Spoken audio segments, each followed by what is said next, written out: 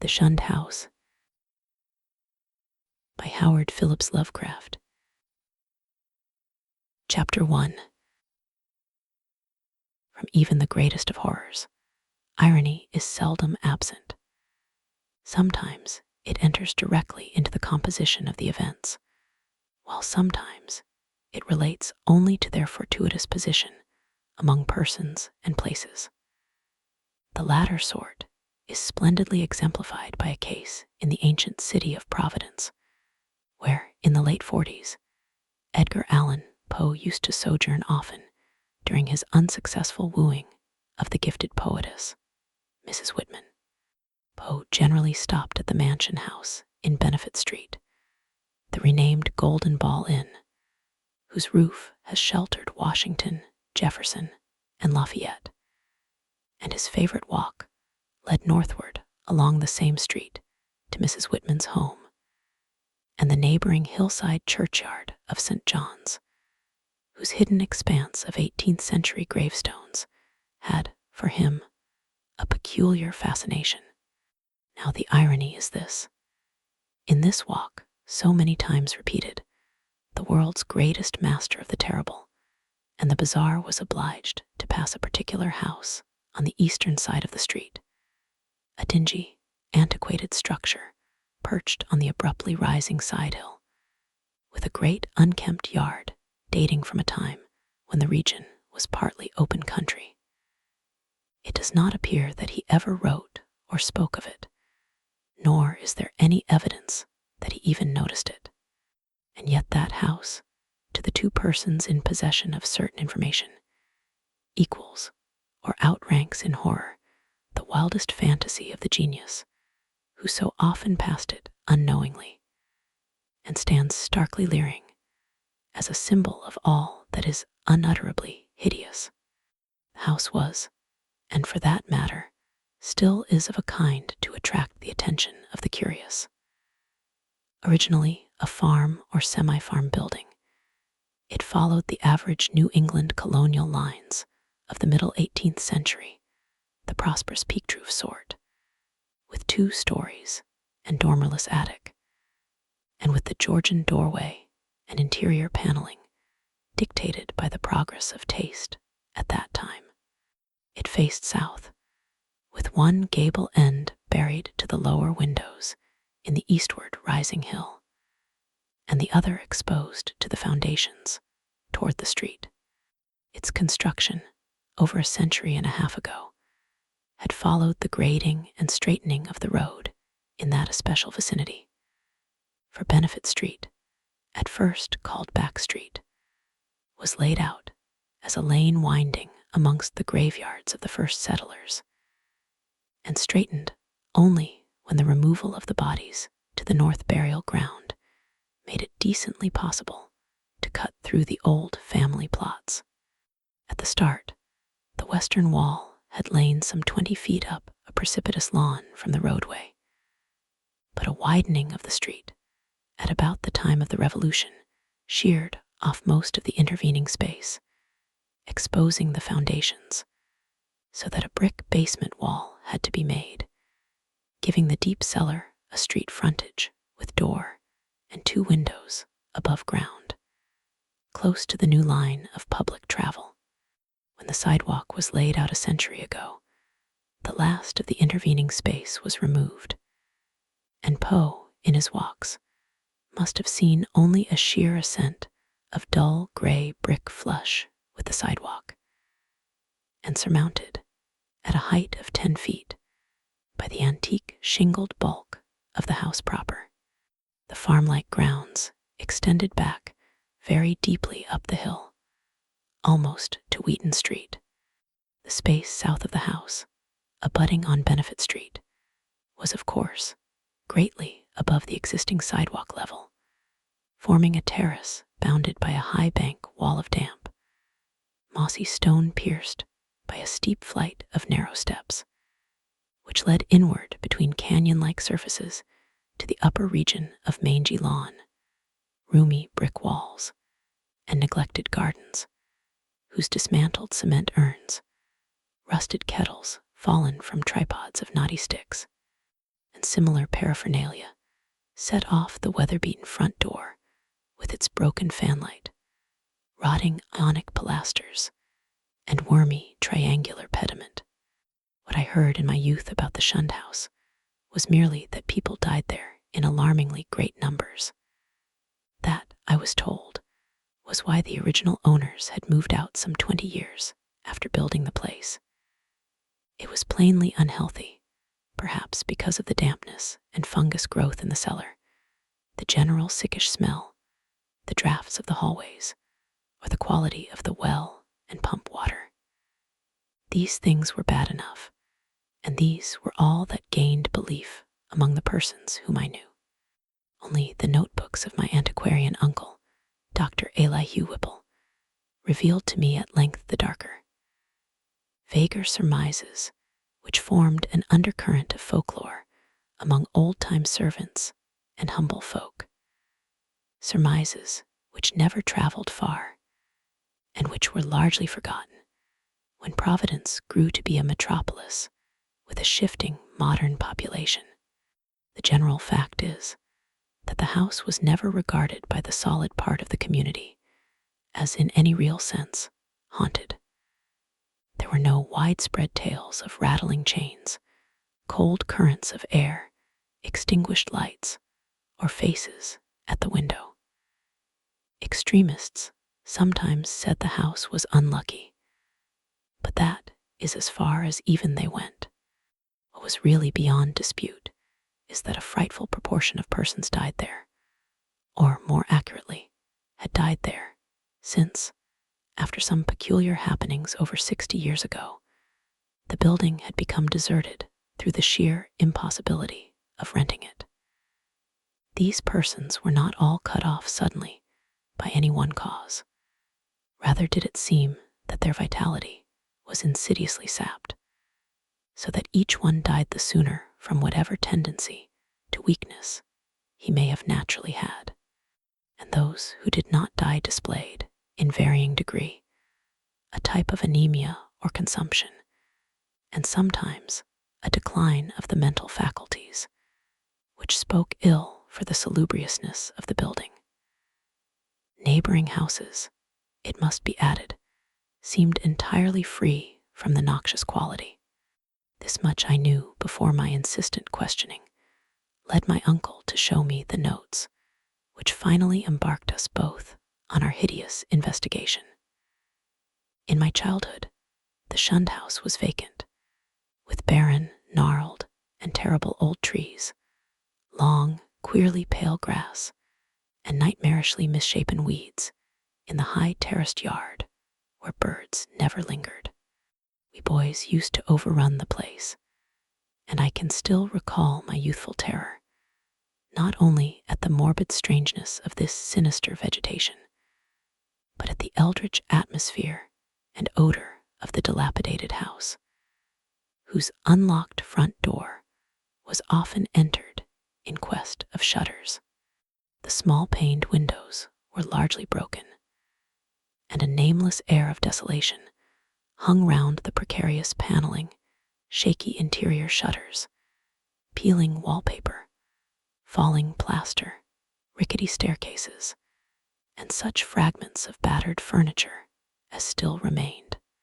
The dust and cobwebs added their touch of the fearful, and brave indeed was the boy who would voluntarily ascend the ladder to the attic, a vast raftered length lighted only by small blinking windows in the gable ends, and filled with a massed wreckage of chests, chairs, and spinning wheels, which infinite years of deposit had shrouded and festooned into monstrous and hellish shapes. But after all, the attic was not the most terrible part of the house.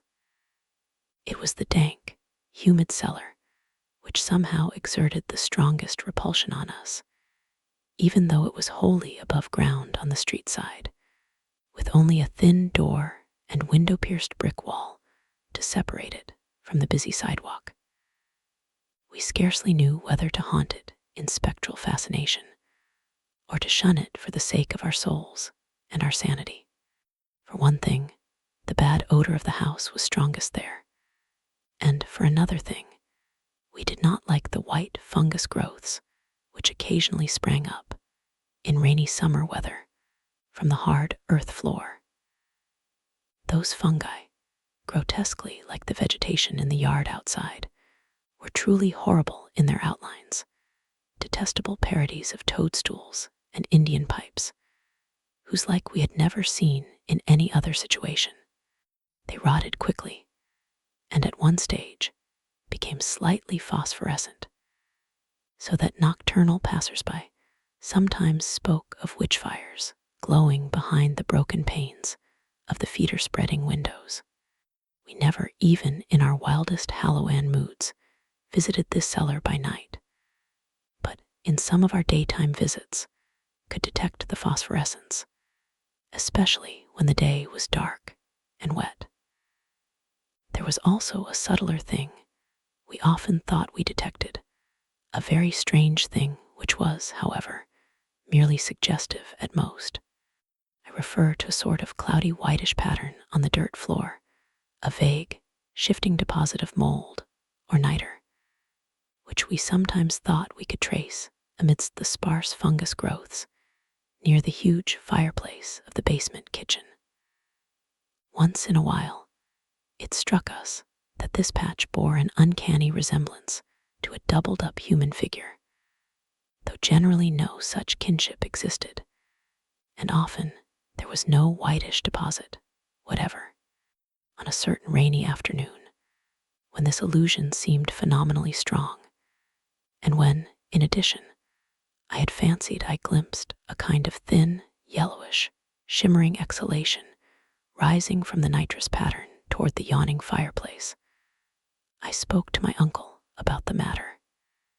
He smiled at this odd conceit, but it seemed that his smile was tinged with reminiscence.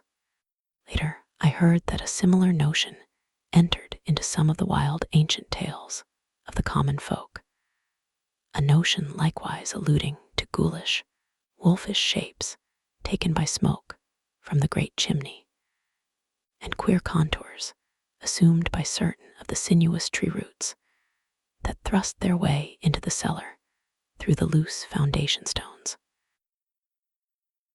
End of Chapter 1. Chapter 2. Not till my adult years did my uncle set before me the notes and data which he had collected concerning the Shunned House. Dr. Whipple was a sane, conservative physician of the old school, and for all his interest in the place, was not eager to encourage young thoughts toward the abnormal. His own view, postulating simply a building and location of markedly unsanitary qualities, had nothing to do with abnormality. But he realized that the very picturesqueness which aroused his own interest would, in a boy's fanciful mind, take on all manner of gruesome, imaginative associations. The doctor was a bachelor, a white-haired, clean-shaven, old-fashioned gentleman, and a local historian of note, who had often broken a lance with such controversial guardians of tradition as Sidney S. Ryder and Thomas W. Bicknell. He lived with one manservant in a Georgian homestead with knocker and iron-railed steps, balanced eerily on a steep ascent of North Court Street beside the ancient brick court and Colony House, where his grandfather, a cousin of that celebrated privateersman, Captain Whipple, who burnt His Majesty's armed schooner Gaspee in 1772, had voted in the legislature on May 4th, 1776, for the independence of the Rhode Island colony. Round him, in the damp, low-ceiled library with the musty white paneling, heavy carved overmantel, and small-paned, vine-shaded windows, were the relics and records of his ancient family, among which were many dubious allusions to the Shunned House in Benefit Street. That pest spot lies not far distant, for Benefit runs, ledgewise, just above the courthouse, along the precipitous hill up which the first settlement climbed. When, in the end, my insistent pestering and maturing years evoked from my uncle the hoarded lore I sought, there lay before me a strange enough chronicle. Long-winded, statistical, and drearily genealogical as some of the matter was, there ran through it a continuous thread of brooding, tenacious horror, and preternatural malevolence, which impressed me even more than it had impressed the good doctor. Separate events fitted together uncannily, and seemingly irrelevant details held minds of hideous possibilities. A new and burning curiosity grew in me, compared to which my boyish curiosity was feeble and inchoate. The first revelation led to an exhaustive research, and finally to that shuddering quest which proved so disastrous to myself and mine. For, at last, my uncle insisted on joining the search I had commenced, and after a certain night in that house, he did not come away with me. I am lonely without that gentle soul, whose long years were filled only with honor, virtue, good taste, benevolence, and learning. I have reared a marble urn to his memory in St. John's churchyard, the place that Poe loved, the hidden grove of giant willows on the hill, where tombs and headstones huddle quietly between the hoary bulk of the church and the houses and bank walls of Benefit Street. History of the house, opening amidst a maze of dates, revealed no trace of the sinister, either about its construction or about the prosperous and honorable family who built it. Yet, from the first, a taint of calamity, soon increased to boding significance, was apparent. My uncle's carefully compiled record began with the building of the structure in 1763 and followed the theme with an unusual amount of detail. The Shunned House, it seems, was first inhabited by William Harris and his wife Rhoby Dexter, with their children, Elkanah, born in 1755, Abigail, born in 1757, William, Jr., born in 1759, and Ruth, born in 1761. Harris was a substantial merchant and seaman in the West India trade, connected with the firm of Obadiah Brown and his nephews. After Brown's death in 1761, the new firm of Nicholas Brown and Co. made him master of the brig Prudence, Providence built, of 120 tons, thus enabling him to erect the new homestead he had desired ever since his marriage. The site he had chosen, a recently straightened part of the new and fashionable back street, which ran along the side of the hill above crowded Cheapside, was all that could be wished, and the building did justice to the location. It was the best that moderate means could afford, and Harris hastened to move in before the birth of a fifth child, which the family expected. That child, a boy, came in December, but was stillborn. Nor was any child to be born alive in that house for a century and a half. The next April, sickness occurred among the children, and Abigail and Ruth died before the month was over. Dr. Job Ives diagnosed the trouble as some infantile fever, though others declared it was more of a mere wasting away or decline. It seemed, in any event, to be contagious, for Hannah Bowen, one of the two servants, died of it in the following June. Eli Liddyson, the other servant, constantly complained of weakness and would have returned to his father's farm in Rehoboth, but for a sudden attachment for Mehetable Pierce, who was hired to succeed Hannah. He died the next year, a sad year indeed, since it marked the death of William Harris himself, enfeebled as he was by the climate of Martinique, where his occupation had kept him for considerable periods during the preceding decade. Widowed Rhoby Harris never recovered from the shock of her husband's death, and the passing of her firstborn Elkanah 2 years later was the final blow to her reason. In 1768, she fell victim to a mild form of insanity and was thereafter confined to the upper part of the house, her elder maiden sister, Mercy Dexter, having moved in to take charge of the family. Mercy was a plain, raw-boned woman of great strength, but her health visibly declined from the time of her advent.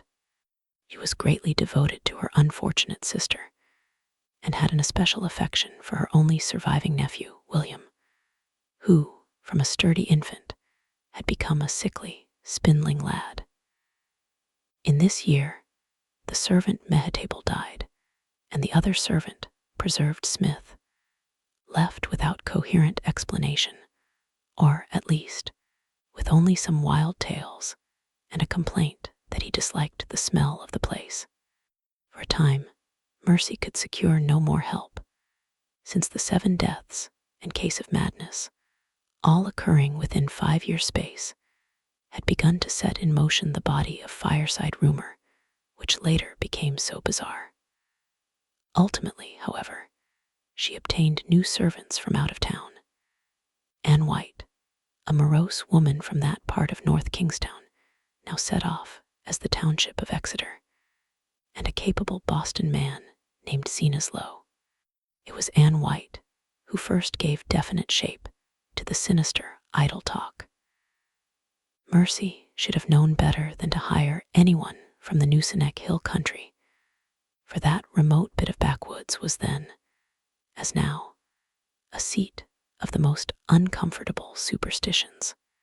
As lately as 1892, an Exeter community exhumed a dead body and ceremoniously burnt its heart in order to prevent certain alleged visitations injurious to the public health and peace, and one may imagine the point of view of the same section in 1768. Anne's tongue was perniciously active, and within a few months, Mercy discharged her, filling her place with a faithful and amiable Amazon from Newport, Maria Robbins. Meanwhile, poor Rhoby Harris, in her madness, gave voice to dreams and imaginings of the most hideous sort. At times, her screams became insupportable, and for long periods, she would utter shrieking horrors, which necessitated her son's temporary residence with his cousin, Peleg Harris, in Presbyterian Lane near the new college building. The boy would seem to improve after these visits, and had Mercy been as wise as she was well-meaning, she would have let him live permanently with Peleg. Just what Mrs. Harris cried out in her fits of violence, tradition hesitates to say, or rather, presents such extravagant accounts that they nullify themselves through sheer absurdity.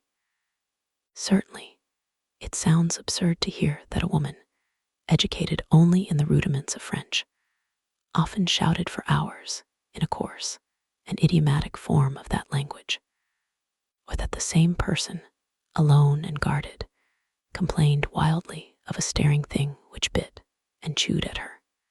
In 1772, the servant Zenas died, and when Mrs. Harris heard of it, she laughed with a shocking delight utterly foreign to her. The next year, she herself died, and was laid to rest in the North Burial Ground beside her husband. Upon the outbreak of trouble with Great Britain in 1775, William Harris, despite his scant 16 years and feeble constitution, managed to enlist in the Army of Observation under General Greene, and from that time on, enjoyed a steady rise in health and prestige.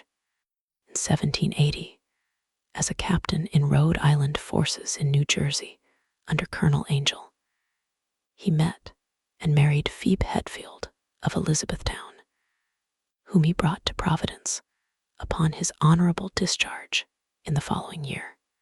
The young soldier's return was not a thing of unmitigated happiness. The house, it is true, was still in good condition, and the street had been widened and changed in name from Back Street to Benefit Street. But Mercy Dexter's once robust frame had undergone a sad and curious decay, so that she was now a stooped, and pathetic figure, with hollow voice and disconcerting pallor qualities shared to a singular degree by the one remaining servant, Maria.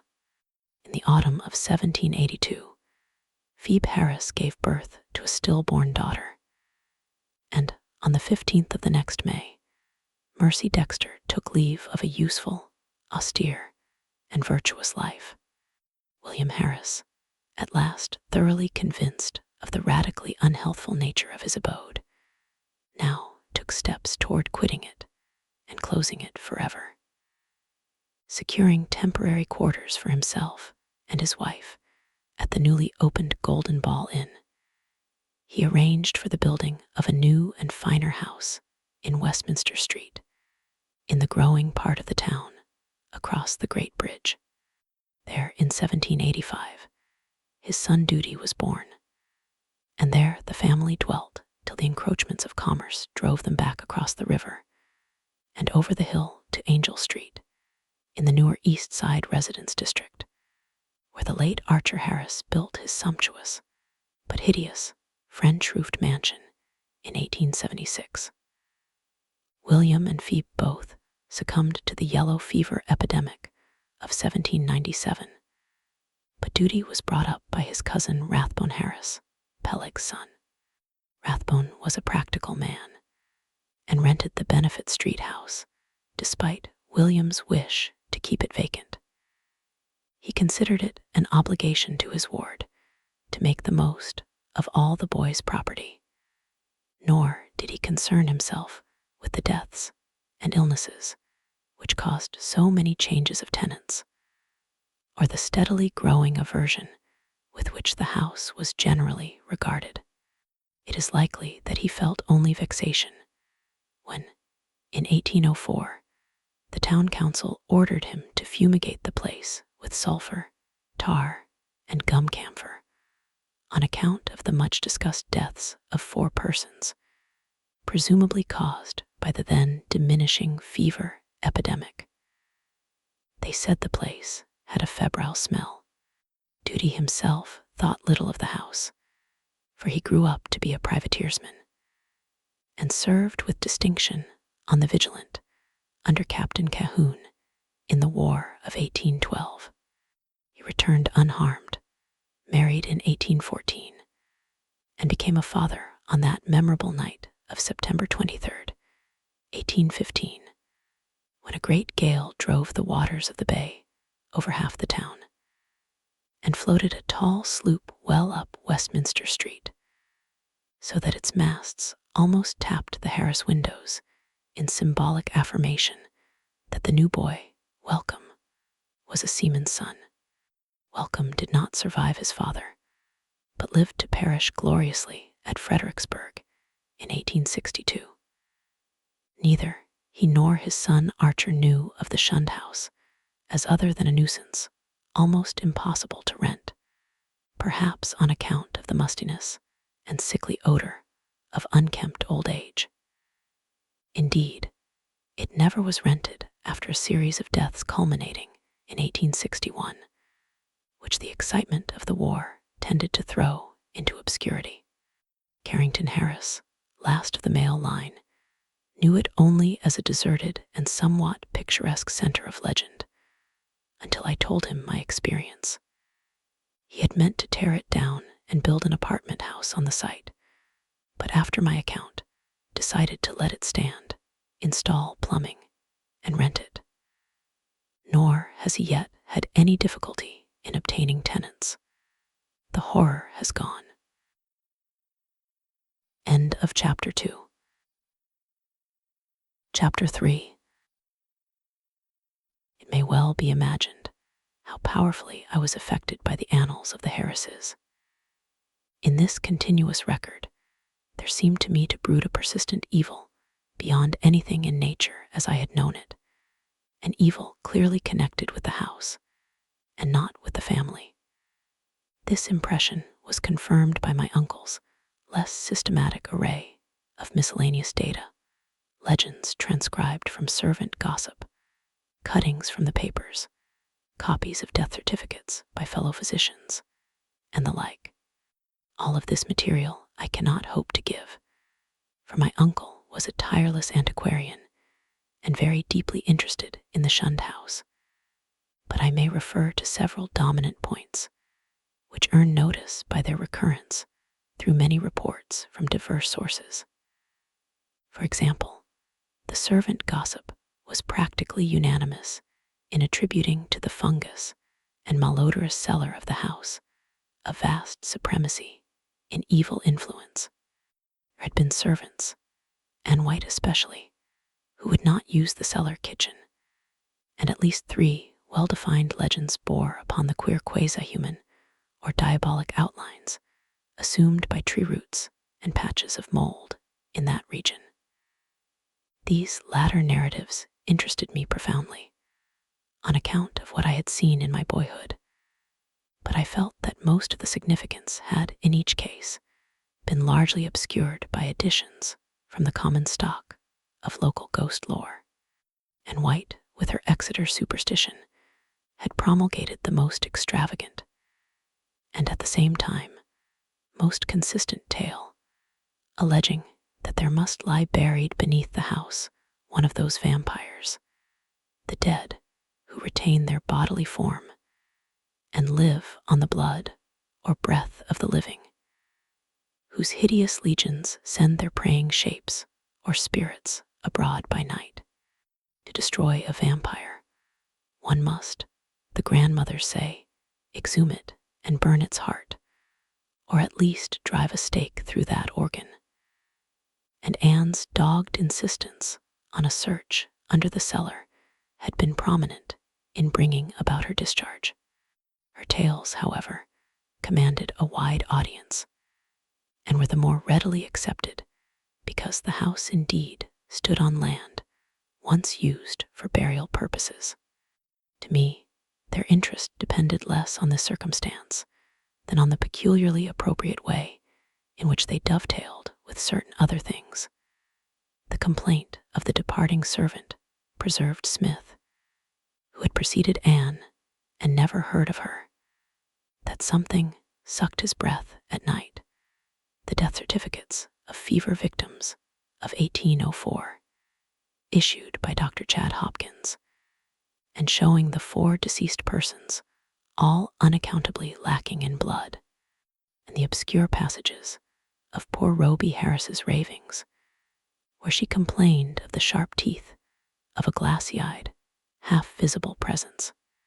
Free from unwarranted superstition though I am, these things produced in me an odd sensation, which was intensified by a pair of widely separated newspaper cuttings relating to deaths in the Shunned House, one from the Providence Gazette and Country Journal of April 12th, 1815, and the other from the Daily Transcript and Chronicle of October 27th, 1845, each of which detailed an appallingly grisly circumstance whose duplication was remarkable. It seems that, in both instances, the dying person, in 1815, a gentle old lady named Stafford, and in 1845, a schoolteacher of middle age named Eleazar Durfee, became transfigured in a horrible way, glaring glassily and attempting to bite the throat of the attending physician. Even more puzzling, though, was the final case, which put an end to the renting of the house. A series of anemia deaths preceded by progressive madnesses, wherein the patient would craftily attempt the lives of his relatives by incisions in the neck or wrist. This was in 1860 and 1861, when my uncle had just begun his medical practice, and before leaving for the front, he heard much of it from his elder professional colleagues. The really inexplicable thing was the way in which the victims, ignorant people, for the ill-smelling and widely shunned house could now be rented to no others, would babble maledictions in French, a language they could not possibly have studied to any extent. It made one think of poor Roby Harris nearly a century before, and so moved my uncle that he commenced collecting historical data on the house after listening, sometime subsequent to his return from the war, to the first-hand account of doctors Chase and Whitmarsh. Indeed, I could see that my uncle had thought deeply on the subject, and that he was glad of my own interest, an open-minded and sympathetic interest which enabled him to discuss with me matters at which others would merely have laughed. His fancy had not gone so far as mine, but he felt that the place was rare in its imaginative potentialities, and worthy of note as an inspiration in the field of the grotesque and macabre. For my part, I was disposed to take the whole subject with profound seriousness, and began at once not only to review the evidence, but to accumulate as much more as I could. I talked with the elderly Archer Harris, then owner of the house, many times before his death in 1916, and obtained from him and his still surviving maiden sister, Alice, an authentic corroboration of all the family data my uncle had collected. When, however, I asked them what connection with France or its language the house could have, they confessed themselves as frankly baffled and ignorant as I Archer knew nothing. And all that Miss Harris could say was that an old illusion her grandfather, Duty Harris, had heard of might have shed a little light. The old seaman, who had survived his son Welcome's death in battle by 2 years, had not himself known the legend, but recalled that his earliest nurse, the ancient Maria Robbins, seemed darkly aware of something that might have lent a weird significance to the French ravings of Roby Harris, which she had so often heard during the last days of that hapless woman. Maria had been at the Shunned House from 1769 till the removal of the family in 1783, and had seen Mercy Dexter die. Once, she hinted to the child Duty of a somewhat peculiar circumstance in Mercy's last moments, but he had soon forgotten all about it, save that it was something peculiar. The granddaughter, moreover, recalled even this much with difficulty. She and her brother were not so much interested in the house as was Archer's son Carrington, the present owner, with whom I talked after my experience. Having exhausted the Harris family of all the information it could furnish, I turned my attention to early town records and deeds with a zeal more penetrating than that which my uncle had occasionally shown in the same work. What I wished was a comprehensive history of the site from its very settlement in 1636, or even before, if any Narragansett Indian legend could be unearthed to supply the data.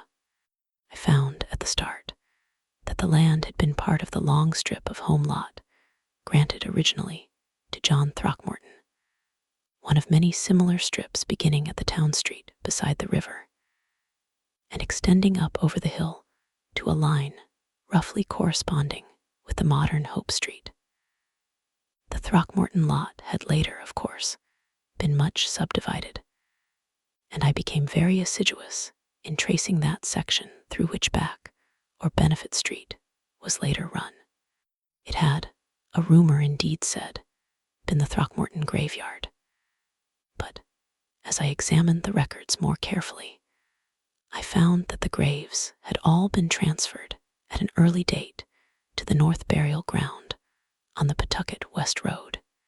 Then suddenly I came by a rare piece of chance, since it was not in the main body of records and might easily have been missed, upon something which aroused my keenest eagerness, fitting in, as it did, with several of the queerest phases of the affair. It was the record of a lease, in 1697, of a small tract of ground to an Etienne Roulet and wife.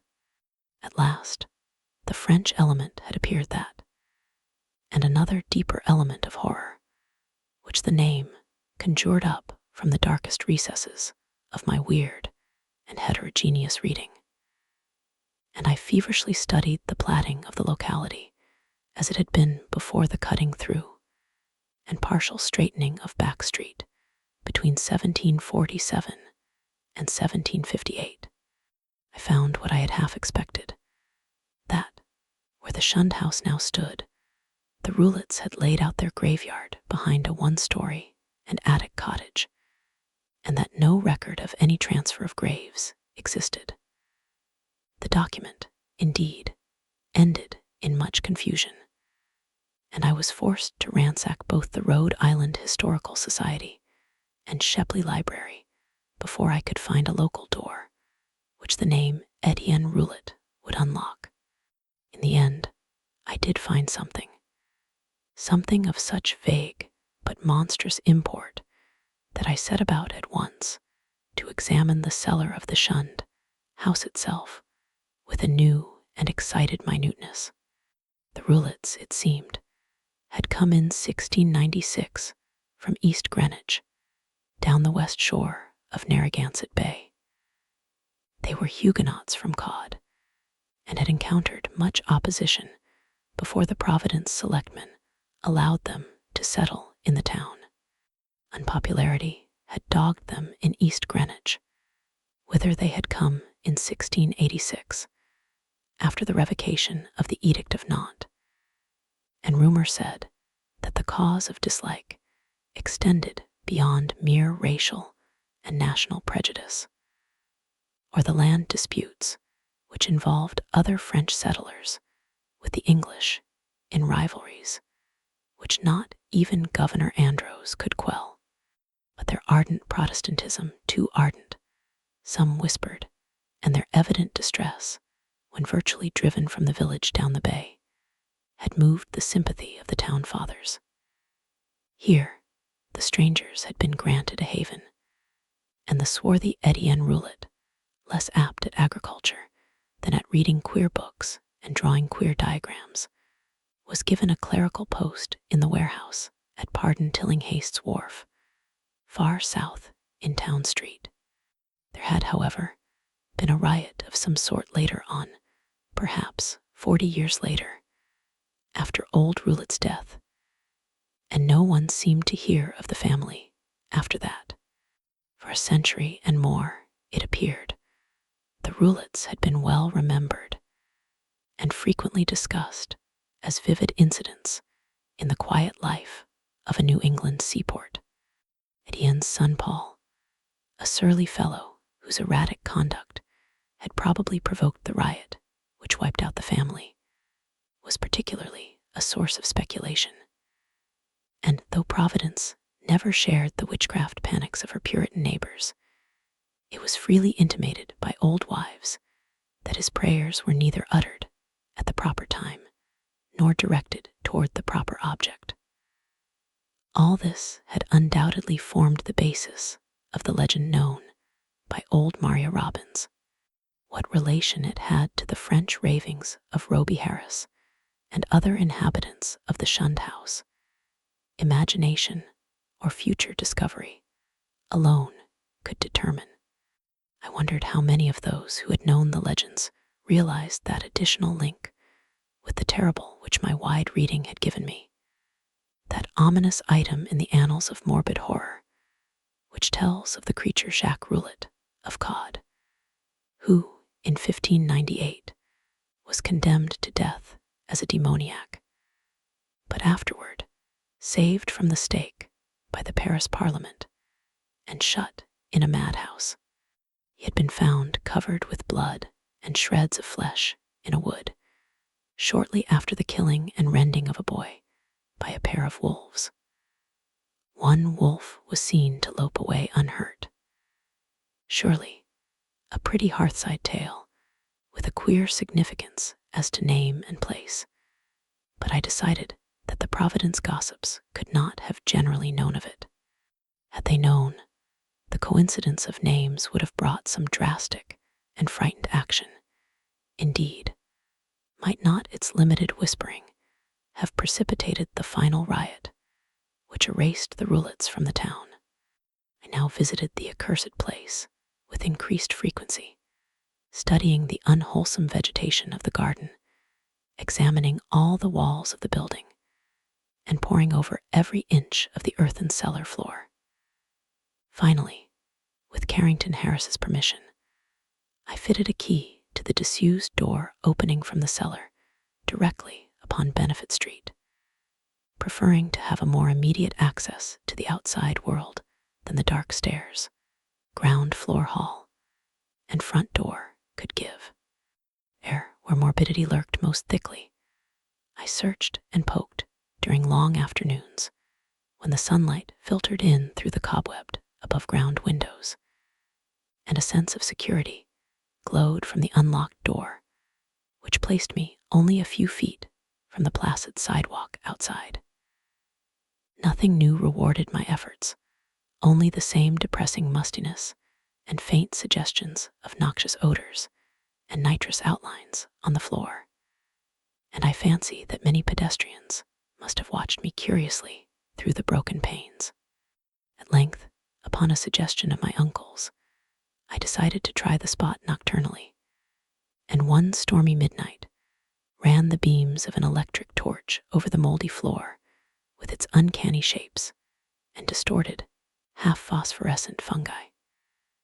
The place had dispirited me curiously that evening, and I was almost prepared when I saw, or thought I saw, amidst the whitish deposits, a particularly sharp definition of the huddled form I had suspected from boyhood. Its clearness was astonishing and unprecedented, and as I watched, I seemed to see again the thin, yellowish, shimmering exhalation which had startled me on that rainy afternoon so many years before. Above the anthropomorphic patch of mold by the fireplace, it rose, a subtle, sickish, almost luminous vapor which, as it hung trembling in the dampness, seemed to develop vague and shocking suggestions of form, gradually trailing off into nebulous decay, and passing up into the blackness of the great chimney with a feeder in its wake. It was truly horrible, and the more so to me because of what I knew of the spot. Refusing to flee, I watched it fade, and as I watched, I felt that it was, in turn, watching me greedily with eyes more imaginable than visible.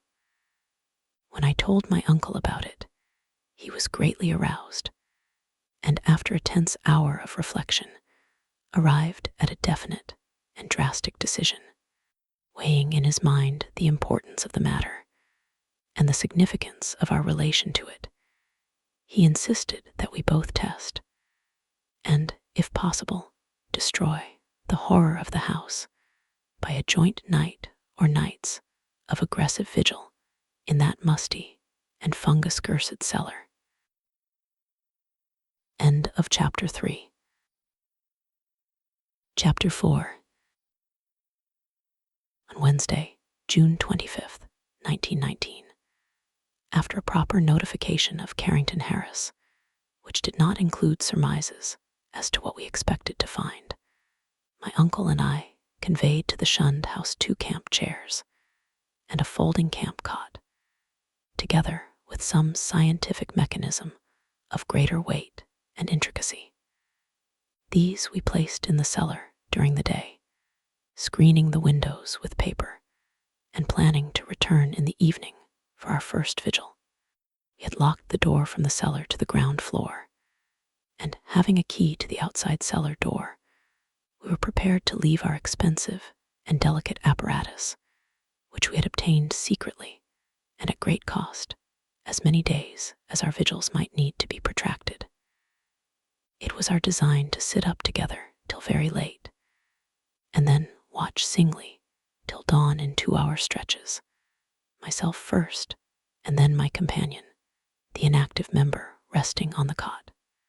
Natural leadership with which my uncle procured the instruments from the laboratories of Brown University and the Cranston Street Armory, and instinctively assumed direction of our venture, was a marvelous commentary on the potential vitality and resilience of a man of 81.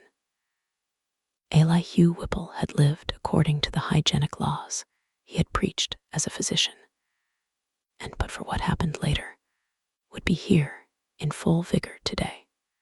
Only 2 persons suspect what did happen: Carrington Harris and myself. I had to tell Harris because he owned the house and deserved to know what had gone out of it. Then, too, we had spoken to him in advance of our quest, and I felt, after my uncle's going, that he would understand and assist me in some vitally necessary public explanations. He turned very pale, but agreed to help me, and decided that it would now be safe to rent the house. To declare that we were not nervous on that rainy night of watching would be an exaggeration both gross and ridiculous. We were not, as I have said, in any sense childishly superstitious, but scientific study and reflection had taught us that the known universe of 3 dimensions embraces the merest fraction of the whole cosmos of substance and energy.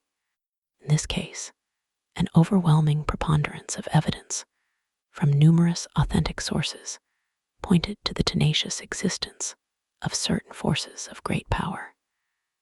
And so far as the human point of view is concerned, exceptional malignancy. To say that we actually believed in vampires or werewolves would be a carelessly inclusive statement. Rather must it be said that we were not prepared to deny the possibility of certain unfamiliar and unclassified modifications of vital force and attenuated matter, existing very infrequently in 3-dimensional space because of its more intimate connection with other spatial units, yet close enough to the boundary of our own to furnish us occasional manifestations, which we, for lack of a proper vantage point, may never hope to understand. In short, it seemed to my uncle and me that an incontrovertible array of facts pointed to some lingering influence in the Shunned House, traceable to one or another of the ill-favored French settlers of 2 centuries before, and still operative through rare and unknown laws of atomic and electronic motion. That the family of Roulet had possessed an abnormal affinity for outer circles of entity, dark spheres, which, for normal folk, hold only repulsion and terror, their recorded history seemed to prove. Had not, then, the riots of those bygone 1730s set moving certain kinetic patterns in the morbid brain of one or more of them, notably the sinister Paul Roulet, which obscurely survived the bodies murdered and buried by the mob, and continued to function in some multiple dimension space along the original lines of force determined by a frantic hatred of the encroaching community. Such a thing was surely not a physical or biochemical impossibility in the light of a newer science, which includes the theories of relativity and intraatomic action. One might easily imagine an alien nucleus of substance or energy, formless or otherwise, kept alive by imperceptible or immaterial subtractions from the life force or bodily tissues and fluids of other, more palpably living things into which it penetrates, and with whose fabric it sometimes completely merges itself. It might be actively hostile, or it might be dictated merely by blind motives of self-preservation. In any case, such a monster must, of necessity, be in our scheme of things an anomaly and an intruder, whose extirpation forms a primary duty, with every man not an enemy to the world's life, health, and sanity. What baffled us was our utter ignorance of the aspect in which we might encounter the thing.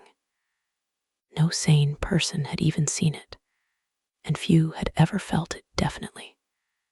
It might be pure energy, a form ethereal, and outside the realm of substance, or it might be partly material, some unknown and equivocal mass of plasticity, capable of changing at will to nebulous approximations of the solid, liquid, gaseous, or tenuously unparticled states.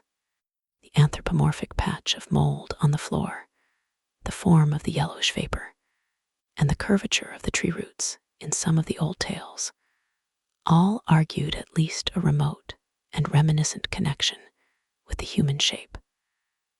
But how representative or permanent that similarity might be, none could say with any kind of certainty.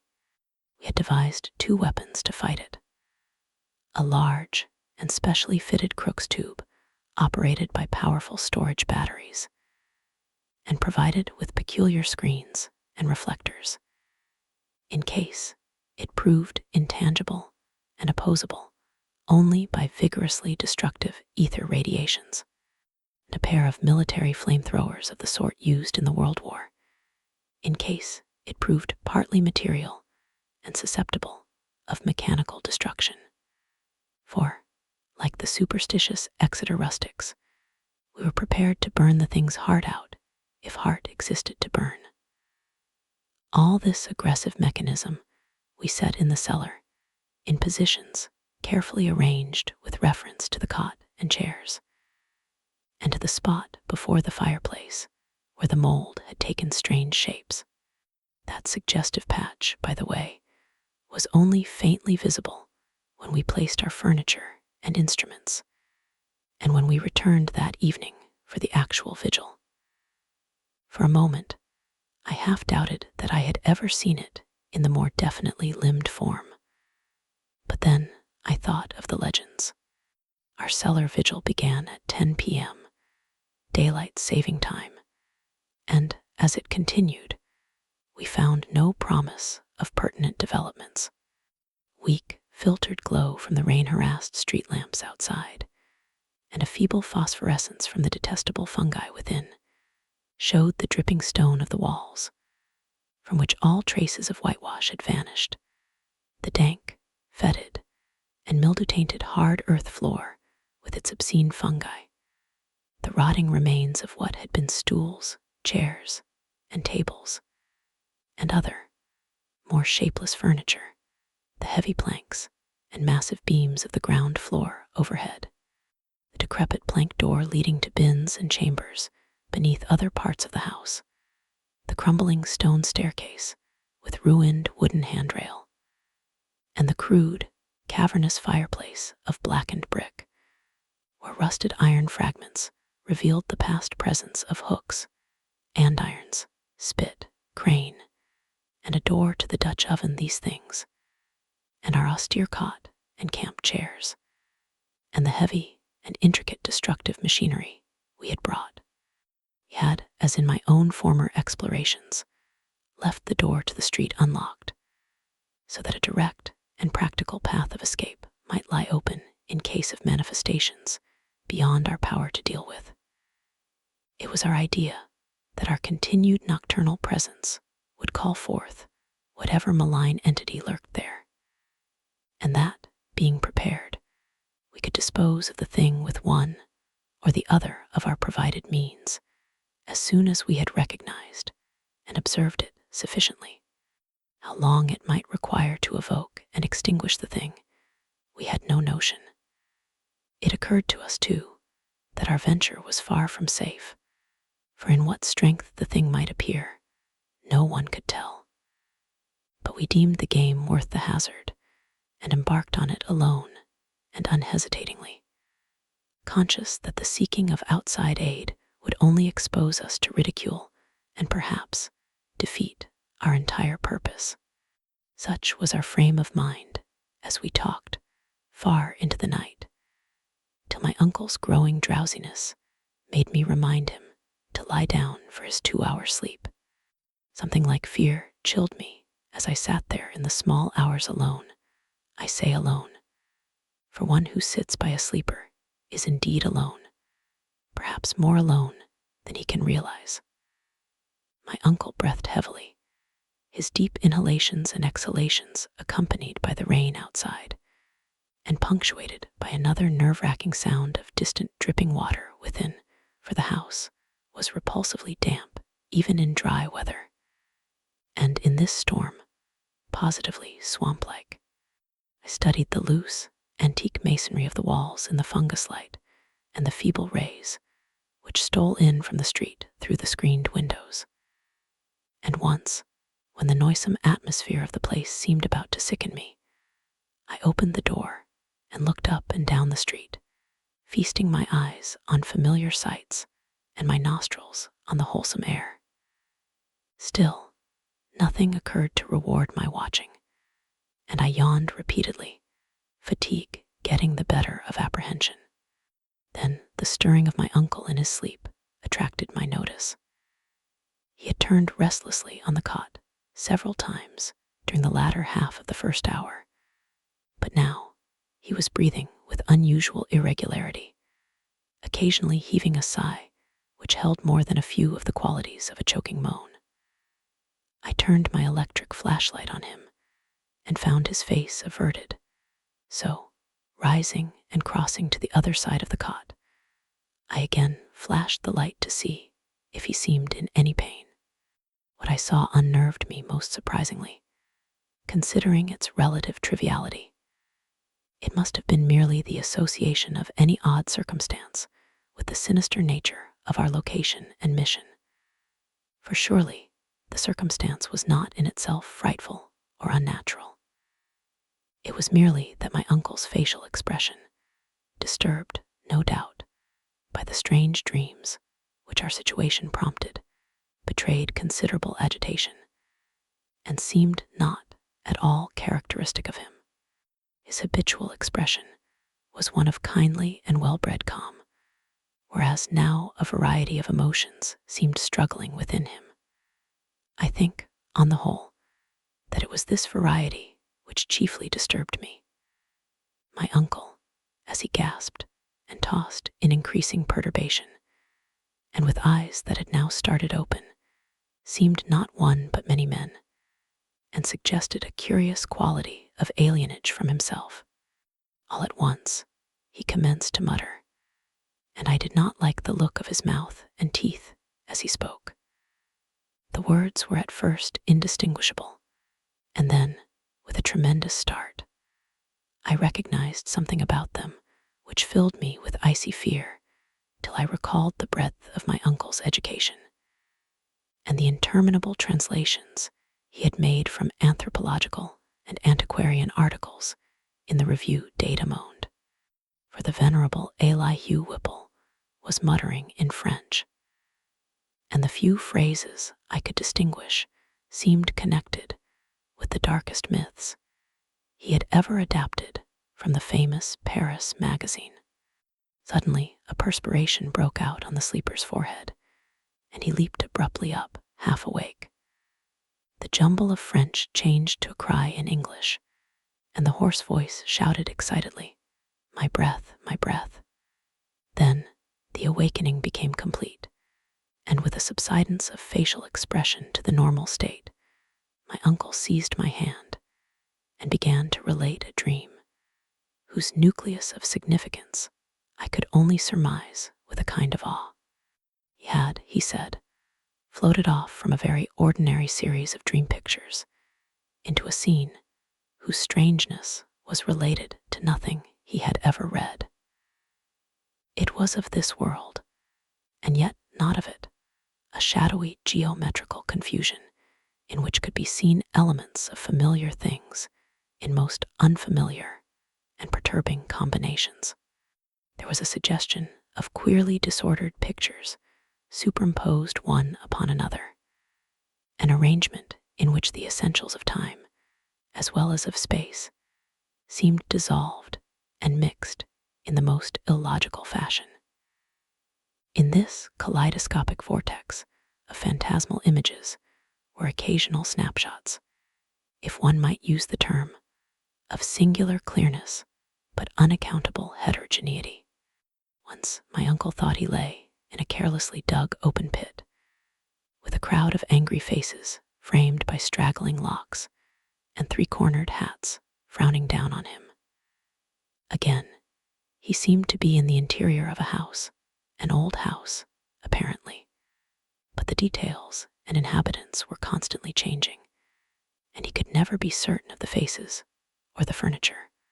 or even of the room itself, since doors and windows seemed in just as great a state of flux as the more presumably mobile objects. It was queer, damnably queer, and my uncle spoke almost sheepishly, as if half expecting not to be believed, when he declared that, of the strange faces, many had unmistakably borne the features of the Harris family. And all the while, there was a personal sensation of choking, as if some pervasive presence had spread itself through his body and sought to possess itself of his vital processes. I shuddered at the thought of those vital processes, worn as they were by 81 years of continuous functioning, in conflict with unknown forces of which the youngest and strongest system might well be afraid. But in another moment, reflected that dreams are only dreams, and that these uncomfortable visions could be, at most, no more than my uncle's reaction to the investigations and expectations which had lately filled our minds to the exclusion of all else.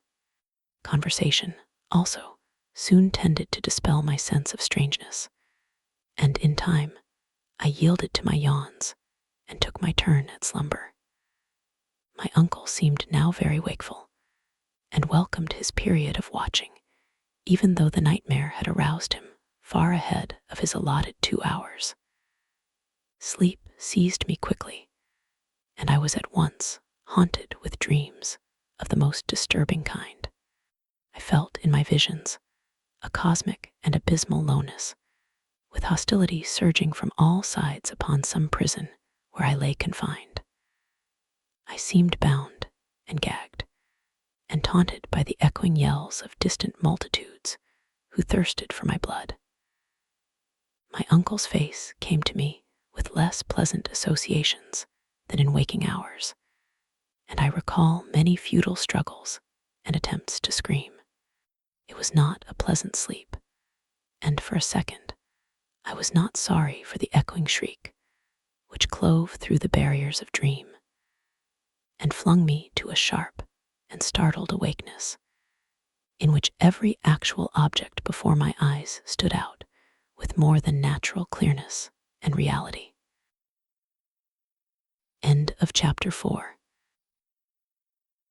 Chapter 5. I had been lying with my face away from my uncle's chair, so that, in this sudden flash of awakening, I saw only the door to the street, the more northerly window, and the wall and floor and ceiling toward the north of the room, all photographed with morbid vividness on my brain in a light brighter than the glow of the fungi or the rays from the street outside.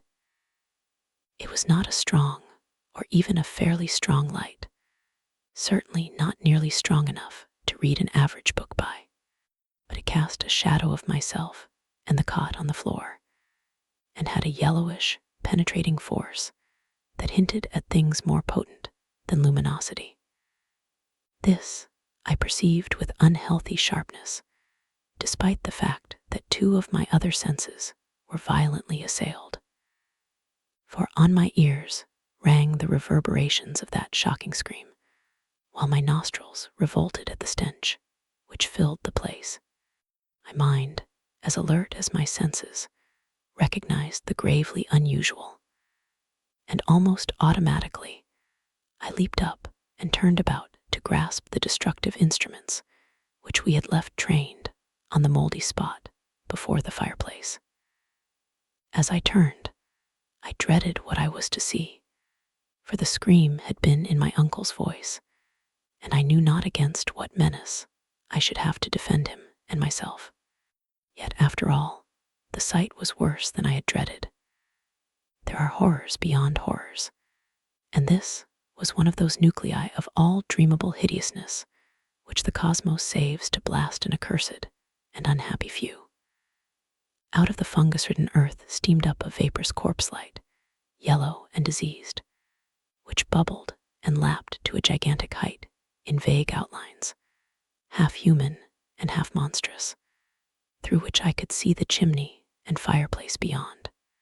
It was all eyes wolfish and mocking, and the Rugo's insect-like head dissolved at the top to a thin stream of mist, which curled putridly about and finally vanished up the chimney. I say that I saw this thing, but it is only in conscious retrospection that I ever definitely traced its damnable approach to form. At the time, it was to me only a seething, dimly phosphorescent cloud of fungus loathsomeness, enveloping and dissolving to an abhorrent plasticity the one object to which all my attention was focused. That object was my uncle, the venerable Elihu Whipple, who, with blackening and decaying features, leered and gibbered at me, and reached out dripping claws to rend me in the fury which this horror had brought. It was a sense of routine which kept me from going mad. I had drilled myself in preparation for the crucial moment, and blind training saved me.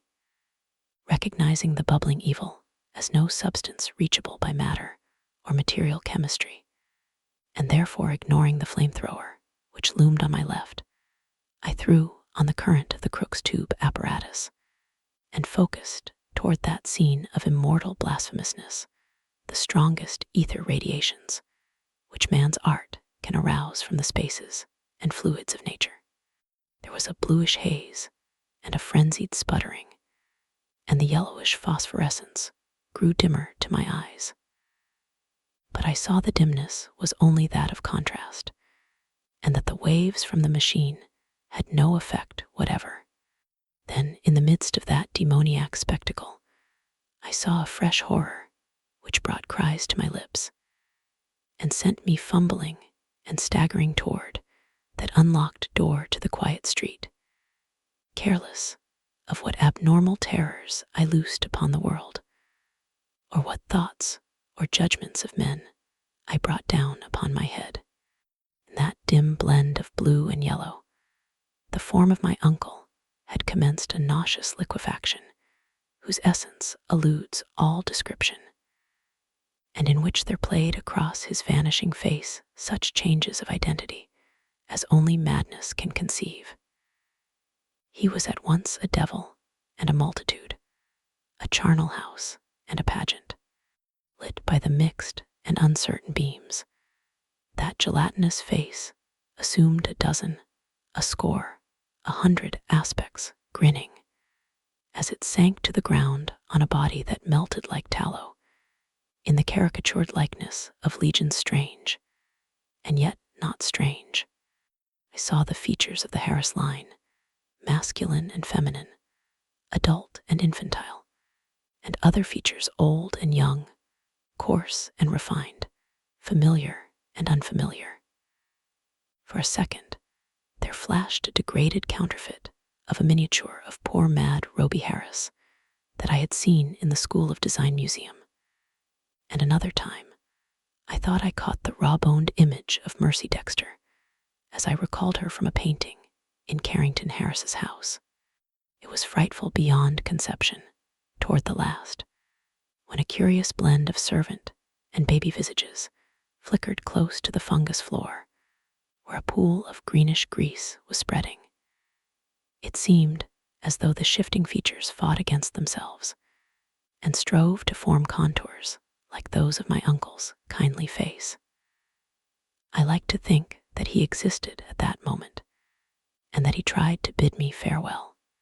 It seems to me I hiccuped a farewell from my own parched throat as I lurched out into the street, a thin stream of grease following me through the door to the rain-drenched sidewalk. The rest is shadowy and monstrous. There was no one in the soaking street, and in all the world there was no one I dared tell.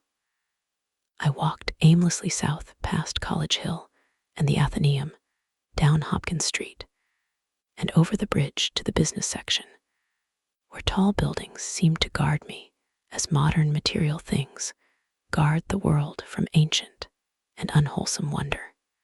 Then gray dawn unfolded wetly from the east, silhouetting the archaic hill and its venerable steeples, and beckoning me to the place where my terrible work was still unfinished. And in the end, I went, wet, hatless and dazed in the morning light, and entered that awful door in Benefit Street, which I had left ajar, and which still swung cryptically in full sight of the early householders, to whom I dared not speak. The grease was gone, for the moldy floor was porous, and in front of the fireplace was no vestige of the giant doubled-up form in niter. I looked at the cot, the chairs, the instruments, my neglected hat, and the yellowed straw hat of my uncle. Dazedness was uppermost, and I could scarcely recall what was dream and what was reality. Then thought trickled back, and I knew that I had witnessed things more horrible than I had dreamed. Sitting down, I tried to conjecture, as nearly as sanity would let me, just what had happened, and how I might end the horror, if indeed it had been real. Matter it seemed not to be, nor ether, nor anything else conceivable by mortal mind. What then, but some exotic emanation, some vampirish vapor such as Exeter rustics tell of as lurking over certain churchyards? This, I felt, was the clue. And again, I looked at the floor before the fireplace, where the mold and niter had taken strange forms. In 10 minutes, my mind was made up, and taking my hat, I set out for home, where I bathed, ate, and gave by telephone an order for a pickaxe, a spade, a military gas mask, and 6 carboys of sulfuric acid, all to be delivered the next morning at the cellar door of the Shunned House in Benefit Street. After that, I tried to sleep, and failing, passed the hours in reading and in the composition of inane verses to counteract my mood. At 11 a.m. the next day, I commenced digging. It was sunny weather, and I was glad of that. I was still alone, for as much as I feared the unknown horror I sought, there was more fear in the thought of telling anybody. Later, I told Harris only through sheer necessity, and because he had heard odd tales from old people which disposed him ever so little toward belief. As I turned up the stinking black earth in front of the fireplace, my spade causing a viscous yellow ichor to ooze from the white fungi which it severed, I trembled at the dubious thoughts of what I might uncover. Some secrets of inner earth are not good for mankind, and this seemed to me one of them. My hand shook perceptibly, but still I delved, after a while, standing in the large hole I had made. With the deepening of the hole, which was about 6 feet square, the evil smell increased, and I lost all doubt of my imminent contact with the hellish thing whose emanations had cursed the house for over a century and a half.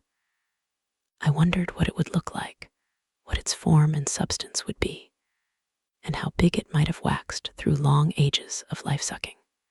At length, I climbed out of the hole and dispersed the heaped-up dirt, then arranging the great carboys of acid around and near 2 sides, so that, when necessary, I might empty them all down the aperture in quick succession. After that, I dumped earth only along the other 2 sides, working more slowly and donning my gas mask as the smell grew. I was nearly unnerved at my proximity to a nameless thing at the bottom of a pit. Suddenly, my spade struck something softer than earth. I shuddered and made a motion as if to climb out of the hole, which was now as deep as my neck. Then courage returned, and I scraped away more dirt in the light of the electric torch I had provided. The surface I uncovered was fishy and glassy, a kind of semi-putrid congealed jelly with suggestions of translucency. I scraped further and saw that it had form. There was a rift where a part of the substance was folded over. The exposed area was huge and roughly cylindrical, like a mammoth, soft, blue-white stovepipe doubled in 2, its largest part some 2 feet in diameter. Still more I scraped, and then, abruptly, I leaped out of the hole and away from the filthy thing, frantically unstopping and tilting the heavy carboys and precipitating their corrosive contents one after another, down that charnel gulf, and upon the unthinkable abnormality whose Titan elbow I had seen. Blinding maelstrom of greenish yellow vapor, which surged tempestuously up from that hole as the floods of acid descended, will never leave my memory. All along the hill, people tell of the yellow day, when virulent and horrible fumes arose from the factory waste dumped in the Providence River. But I know how mistaken they are as to the source. They tell, too, of the hideous roar which, at the same time, came from some disordered water pipe or gas main underground. But again, I could correct them if I dared. It was unspeakably shocking, and I do not see how I lived through it. I did faint after emptying the fourth carboy, which I had to handle after the fumes had begun to penetrate my mask. But when I recovered, I saw that the hole was emitting no fresh vapors. The 2 remaining carboys I emptied down without particular result, and after a time, I felt it safe to shovel the earth back into the pit. It was twilight before I was done, but fear had gone out of the place. The dampness was less fetid, and all the strange fungi had withered to a kind of harmless grayish powder, which blew ash-like along the floor. One of Earth's nethermost terrors had perished forever, and if there be a hell, it had received, at last, the demon's soul of an unhallowed thing. And as I patted down the last spadeful of mold, I shed the first of the many tears with which I have paid unaffected tribute to my beloved uncle's memory. The next spring, no more pale grass and strange weeds came up in the Shunned House's terraced garden, and shortly afterward, Carrington Harris rented the place. It is still spectral, but its strangeness fascinates me, and I shall find, mixed with my relief, a queer regret when it is torn down to make way for a tawdry shop or vulgar apartment building. The barren old trees in the yard have begun to bear small, sweet apples, and last year the birds nested in their gnarled boughs.